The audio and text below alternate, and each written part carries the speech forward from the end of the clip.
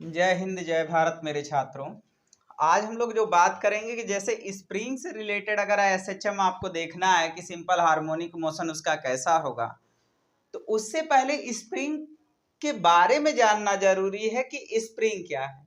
तो आप स्प्रिंग तो बहुत बार देख चुके होंगे, ऐसी बात नहीं कि स्प्रिंग आपने नहीं देखा है, लेकिन आज हम लोग स्प्रिंग के टाइम पीरियड को फाइंड करने से पहले हम ये जानेंगे कि स्प्रिंग को कौन कौन सा फैक्टर इफेक्टेड करता है। जैसे अगर जब तक हम ये नहीं जानेंगे कि पैरासीटामॉल का वर्किंग क्या है, क्या वैसे ही दवा खा लेंगे। सिमिलरली अगर हम इसके बारे में एसएचएम के बारे में पढ़ रहे हैं तो स्प्रिंग से रिलेटेड भी पॉइंट को समझना बहुत जरूरी है कि कौन कौन सा फैक्टर ऐसा है जो स्प्रिंग को इफेक्टेड कर रहा है। और एक बात और आपसे कहना है कि चैनल पर नए होंगे तो उसे लाइक शेयर एंड सब्सक्राइब करना ना भूलिएगा। देखिए, आपको पहले भी बता चुके हैं कि हुक्स लॉ एक था। कौन सा लॉ था? Hooke's law. तो हुक्स लॉ में यह बोला गया था कि जो रीस्टोरिंग फोर्स होती है, कौन सी फोर्स होती है? Restoring force. Restoring force is directly proportional to displacement with the negative sign होती है। इट मीन्स जैसे जैसे डिस्प्लेसमेंट की वैल्यू बढ़ती जाएगी वैसे वैसे रीस्टोरिंग फोर्स का वैल्यू बढ़ता जाएगा। और निगेटिव सारे डायरेक्शन ये बताता था कि उसकी डायरेक्शन जस्ट अपोजिट होती है। सिमिलरली यहां पर जो आपको के दिख रहा है, उसी के को हम यहां पर स्प्रिंग कांस्टेंट या रीस्टोरिंग फोर्स कांस्टेंट बोलते हैं। क्या बोलते हैं? स्प्रिंग कांस्टेंट बोलते हैं। क्या बोलते हैं? स्प्रिंग कांस्टेंट बोलते हैं। आज वही हम बात करेंगे कि ये स्प्रिंग कांस्टेंट को कोई ऐसा फैक्टर है क्या जो उसको इफेक्टेड कर सकता है। क्या स्प्रिंग कांस्टेंट बदल सकती है? नहीं बदल सकती है। तो ये के की वैल्यू के बारे में हम लोग देखेंगे और यक्स उसका डिस्प्लेसमेंट है। तो आइए देखते हैं कि आखिर में कौन कौन सा फैक्टर है। जैसे मैं डायरेक्ट बोल दूं कि ये लेंथ के इनवर्सली है, एरिया के डायरेक्टली प्रोपोर्शनल है, तो आप बार बार दिमाग में यही ख्याल रखोगे कि सर हम कैसे जान जाए।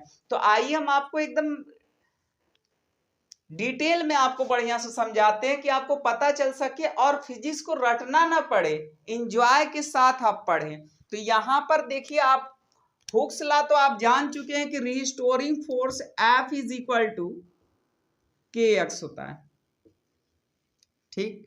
और इसके बाद यंग मॉडुलस आप लोगों ने पढ़ा होगा। तो यंग मॉडुलस में y इक्वल टू आपने पढ़ा होगा एफ एल अपॉन ए इंटू डेल्टा एक्स कह लीजिए चाहे एक्स कह लीजिए, एक्स उसका इंक्रीजिंग लेंथ है।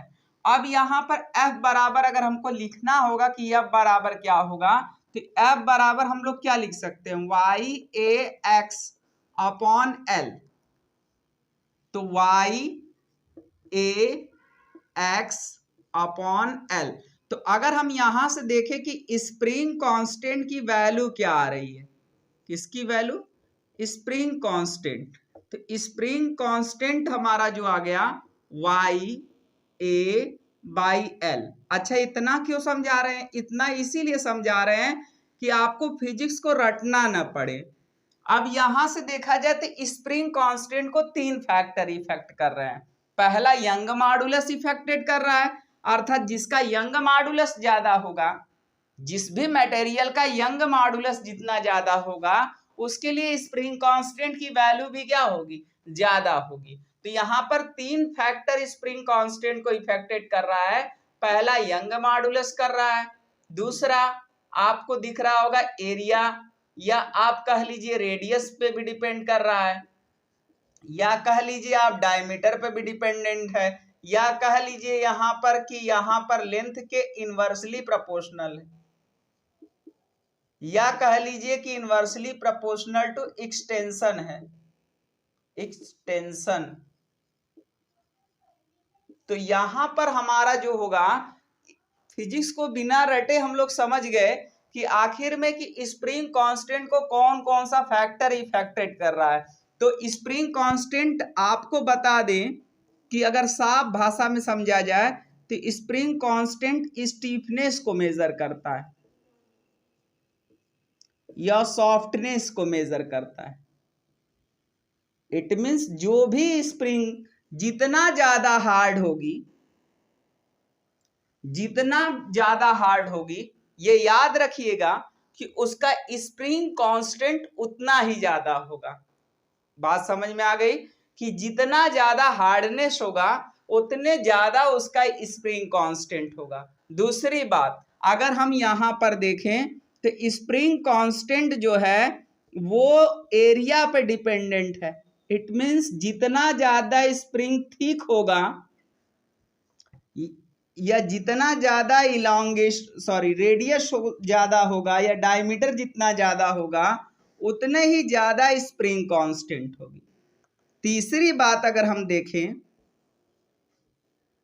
तो स्प्रिंग कांस्टेंट जो है वो किस पर डिपेंड कर रही है, लेंथ के या एक्सटेंशन के। तो लेंथ जितना लार्ज होगा स्प्रिंग कांस्टेंट उतना ही कम होगी।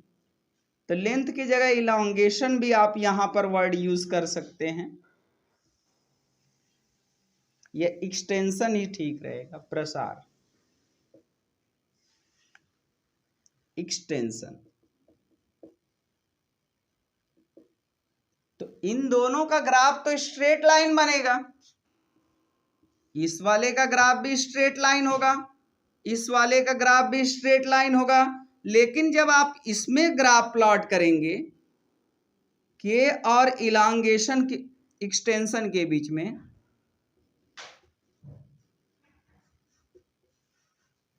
तो वह रेक्टेंगुलर हाइपरबोला होगा। अर्थात एक्सटेंशन जितना ज्यादा होगा या लेंथ जितना ज्यादा होगी स्प्रिंग कांस्टेंट की वैल्यू उतना कम होगी। अर्थात अगर हम लेंथ को डबल कर देंगे, सेम मटेरियल का लेंथ डबल कर देंगे, तो वहां पर हमारा जो स्प्रिंग कांस्टेंट हो जाएगा वो बिकम्स हाफ हो जाएगा। तो ये बात हम लोग स्प्रिंग से रिलेटेड समझे हैं। और एक चीज याद रखिएगा कि स्प्रिंग के बारे में, अगर स्प्रिंग मासलेस है बेटा, स्प्रिंग मासलेस है और हम इसको टूवर्ड्स राइट डिस्प्लेस कर रहे हैं, एक एग्जांपल मैं समझा रहा हूं कि हमने इस स्प्रिंग को टूवर्ड्स राइट डिस्प्लेस कर दिया बाय अप्लाइंग एक्सटर्नल फोर्स। तो यहां पर जो रीस्टोरिंग फोर्स होगा वो तो आप लोग पहले से जान रहे हैं कि स्प्रिंग टूवर्ड्स राइट डिस्प्लेस हुई है, तो रीस्टोरिंग फोर्स जो काम करेगा वह टूवर्ड्स लेफ्ट काम करेगा। लेकिन ये जो रीस्टोरिंग फोर्स होगा, अगर मासलेस स्प्रिंग है तो जो रीस्टोरिंग फोर्स होगा वह हर जगह सेम होगा। याद रखिएगा कि मासलेस स्प्रिंग रहेगा तो रीस्टोरिंग फोर्स हर जगह एक जैसा होगा। लेकिन अगर स्प्रिंग का मास कुछ रहेगा तो फिर वहां पर जो होगा रीस्टोरिंग फोर्स चेंज हो जाएगा। तो ये दिमाग में बैठा के चलिएगा कि अगर मासलेस स्प्रिंग है तो हर जगह हमारा जो रीस्टोरिंग फोर्स होगा वो सेम होगा। दूसरी बात आपको रटना नहीं पड़ेगा, अर्थात जो स्प्रिंग जितना ज्यादा हार्ड होगी उसका स्प्रिंग कांस्टेंट या फोर्स कांस्टेंट उतना ही क्या होगा, ज्यादा होगा। एरिया ज्यादा रखेंगे तभी स्प्रिंग कांस्टेंट ज्यादा होगा, और लेंथ जितना लार्ज होगा स्प्रिंग कांस्टेंट उतना कम हो जाएगा। तो यहां से बस इतना हुआ कि आपको फिजिक्स को रटना नहीं पड़ा इस पार्ट को, और आप समझ गए कि कैसे कौन किस पर किस तरीके से डिपेंडेंट है। तो आगे देखते हैं कि स्प्रिंग का टाइम पीरियड कैसे कैलकुलेट करेंगे और कैसे निकालेंगे, वो देखेंगे थोड़ी देर के बाद। लेकिन एक चीज याद रखिएगा कि चैनल पे नए हैं तो उसे लाइक शेयर एंड सब्सक्राइब करना ना भूलिएगा कि फिजिक्स को रटिए नहीं, समझ के पढ़िए। क्योंकि रटने में क्या समस्या आती है कि फिर वही देखिए सीबीएसई का पेपर इस बार बना था, जितने बच्चे रट के पेपर दे रहे थे तो वो घबराने लगे। तो फिजिक्स एक रटने वाली सब्जेक्ट नहीं है। अब जैसे इसको हम डायरेक्ट लिख देते कि लेंथ के इनवर्सली है, एरिया के डायरेक्टली है, फिर उसमें समस्या क्या आती कि आप ये सोचते कि कैसे हो गया। तो ये चीज जानिए कैसे हुआ। तो यंग मॉडुलस का फार्मूला आप लोग जान ही रहे हैं और उससे हम लोगों ने यहाँ पर निकाल दिया।